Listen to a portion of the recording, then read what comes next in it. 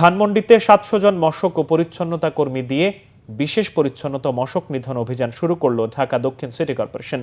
এ উপলক্ষে রবীন্দ্র সরোবর থেকে একটি র্যালি বের করা হয়।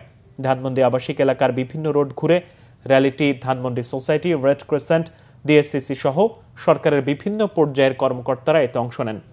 এবারে স্লোগান রাখা হয়েছে, নিজ আঙিনা পরিষ্কার রাখি, পরিচ্ছন্ন নগর গড়ি। এর আগে বিশেষ পরিচ্ছন্ন ও মশক নিধন কার্যক্রম উদ্বোধন করে স্থানীয় সরকার সচিব মোহাম্মদ রেজাউল মাকসুদ জাহিদি জানান, পরিকল্পিত পরিকল্পনা বাস্তবায়নে ধানমন্ডিবাসীকে যে কোনো সহযোগিতা করবে সরকার।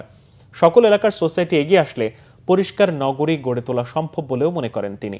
এ সময় ঢাকা দক্ষিণ সিটি কর্পোরেশনের প্রশাসক মোহাম্মদ শাহজাহান মিয়া জানান, 7টি জোনে ভাগ হয়ে পরিষ্কার ও পরিচ্ছন্নতা অভিযানে অংশ নিচ্ছেন দক্ষিণ সিটি কর্পোরেশনের কর্মীরা। এছাড়াও বর্ষাকালে নেওয়া হয়েছে বৃক্ষরোপণ কর্মসূচি।